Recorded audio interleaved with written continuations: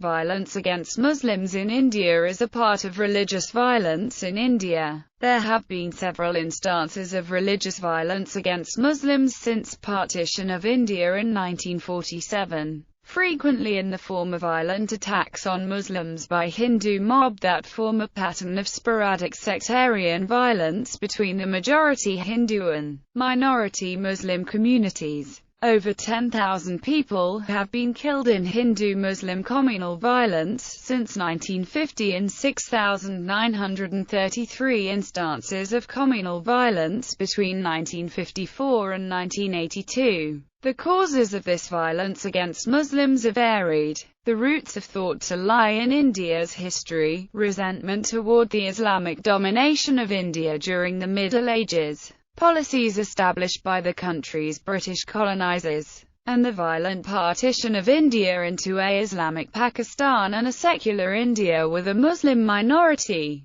Many scholars believe that incidents of anti-Muslim violence are politically motivated and a part of the electoral strategy of mainstream political parties who are associated with Hindu nationalism like the Bharatiya Janata Party. Other scholars believe that the violence is not widespread but that it is restricted to certain urban areas because of local socio-political conditions. Manifestation. Violence against Muslims is frequently in the form of mob attacks on Muslims by Hindus. These attacks are referred to as communal riots in India and are seen to be part of a pattern of sporadic sectarian violence between the Hindu and Muslim communities, and have also been connected to a rise in Islamophobia throughout the 20th century. Most incidents have occurred in the northern and western states of India, whereas communalist sentiment in the south is less pronounced. Among the largest incidents were Bihar in 1946, Delhi in 1983 and Gujarat in 2002. These patterns of violence have been well established since partition, with dozens of studies documenting instances of mass violence against minority groups.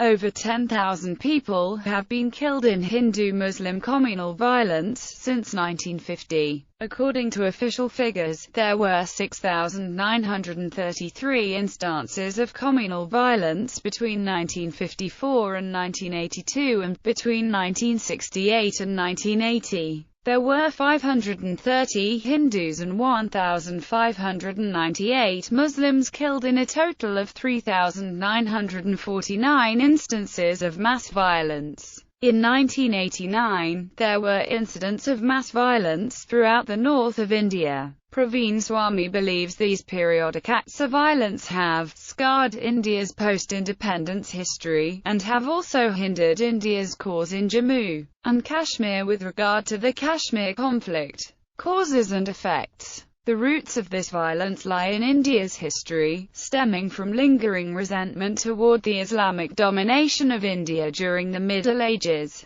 policies established by the country's British colonizers, the violent partition of India into a Muslim Pakistan, and a secular India with a large but minority Muslim population. Some scholars have described incidents of anti-Muslim violence as politically motivated and organized and called them pogroms or acts of genocide, or a form of state terrorism with organized political massacres, rather than mere riots. Others argue that, although their community faces discrimination and violence, some Muslims have been highly successful, that the violence is not as widespread as it appears, but is restricted to certain urban areas because of local socio-political conditions, and there are many cities where Muslims and Hindus live peacefully together with almost no incidences of sectarian violence. In anti-Muslim riots in India there are 3 Muslims killed for 1 Hindu. The economic competition between Hindus and Muslims also results in planned riots where Muslim businesses are specifically targeted.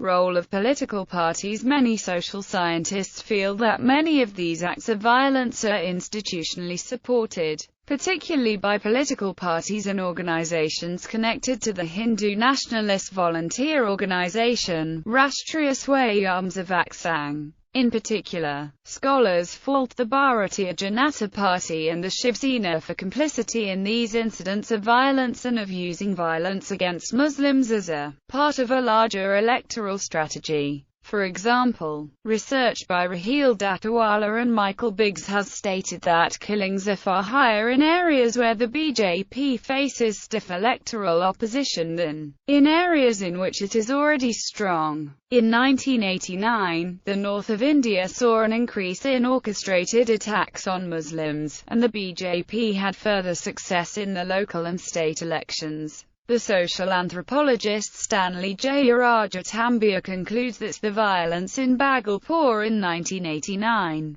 Hashimpura in 1987 and in Moradabad 1980 were organized killings. According to Ram Puniyani, the Shiv Sena were victorious in the elections due to the violence in the 1990s, and the BJP in Gujarat after the 2002 violence. Gyan Prakash, however, cautions that the BJP's actions in Gujarat do not equate to the entirety of India, and it remains to be seen if the Hindutva movement has been successful in the deployment of this strategy nationwide. Economic and cultural factors. Hindu nationalists use the historical subjugation of India by Muslims as an excuse for violence. Their view is that these conquerors had raped Hindu women and destroyed places of worship. They feel that, since the partition, Indian Muslims are allied to Pakistan in a possible terrorists and, therefore, the Hindus must take revenge for these past wrongs and reassert their pride. The higher fertility rate among Muslims has been a recurring theme in the Hindu rights rhetoric. They claim that the higher birth rate among Muslims is part of a plan to turn the Hindus into a minority within their own country.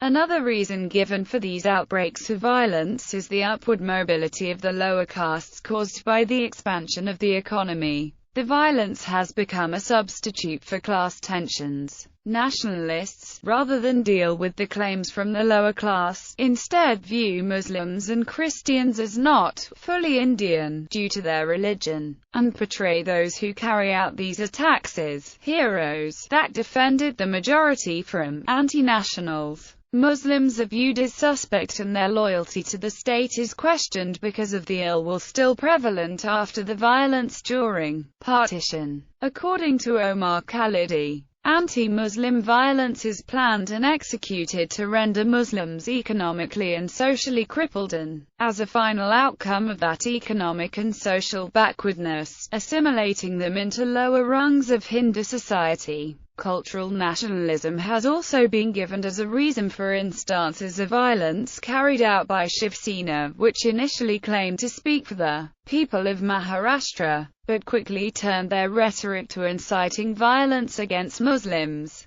The Shiv Sena were complicit in the violence in 1984 in the town of Bhiwandi, and again in the violence in Bombay in 1992 and 1993. In both of these instances, Sena had help from the police and local officials. Violence has been incited by Sena in 1971 and 1986. According to Sudipta Kalvaraj, the Vishva Hindu Parishad are still engaged in the religious conflicts which began in the medieval times. Anti-Muslim violence creates a security risk for Hindus residing outside of India. Since the 1950s, there have been retaliatory attacks on Hindus in Pakistan and Bangladesh in response to anti-Muslim violence in India. After the 1992 violence in Bombay, Hindu temples were attacked in Britain, Dubai and Thailand. This recurring violence has become a rigidly conventional pattern which has created a divide between the Muslim and Hindu communities. Jamaat-e-Islami Hind has spoken out against these communal clashes, as it believes that the violence not only impacts upon Muslims, but India as a whole, and that these riots are damaging to India's progress. In Gujarat, the Terrorist and Disruptive Activities Act was used in incidents pertaining to communal violence in 1992 and 1993. The majority of those arrested under the act were Muslim. Conversely, Tada was not used after the violence carried out against Muslims during the Bombay riots. demographics. The BJP politicians, as well as those of other parties, argue that demographics play an essential role in Indian elections. The BJP believe that the higher the number of Muslims within a constituency, the higher are the chances of centrist parties to acquiesce to minority groups' requests, which lowers the chances of Muslims building bridges with their Hindu neighbors. As such, according to this argument, Muslim appeasement is the root cause of communal violence. Suzanne and Lloyd Rudolph argue that the economic disparity is a reason for the aggression shown towards Muslims by Hindus. As India's economy expanded due to globalization and investment from overseas companies, the expectations of the Hindu population were not matched by the opportunities. Hindu nationalists then encouraged the perception of Muslims as the source of the Hindus' troubles. The actions of anti-Hindu and anti-India militant groups in Kashmir and Pakistan have reinforced anti-Muslim feelings in India, which has strengthened the Hindu right.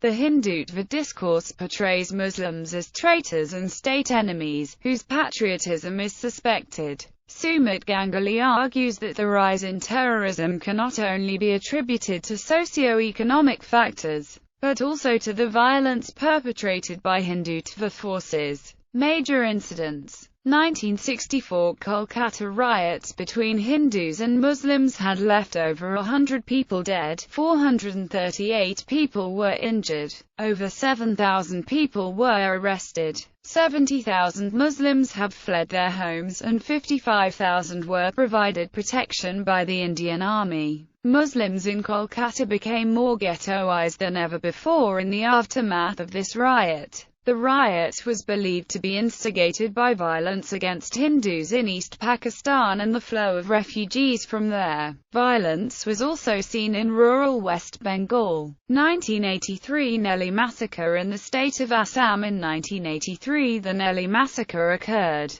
Nearly 1,800 Muslims of Bengali origin were slaughtered by Lalung tribespeople at a village called Nellie. It has been described as one of the most severe massacres since World War II, with the majority of victims being women and children, as a result of the actions of the Assam movement. One reason cited for this incident is that it resulted from a build-up of resentment over immigration. The Assam movement insisted on striking the names of illegal immigrants from the electoral register and their deportation from the state. There was widespread support for the movement, which tapered off between 1981 and 1982. The movement demanded that anyone who had entered the state illegally since 1951 be deported. The central government, however, insisted on a cut-off date of 1971. Towards the end of 1982, the central government called elections and the movement called for people to boycott it, which led to the widespread violence.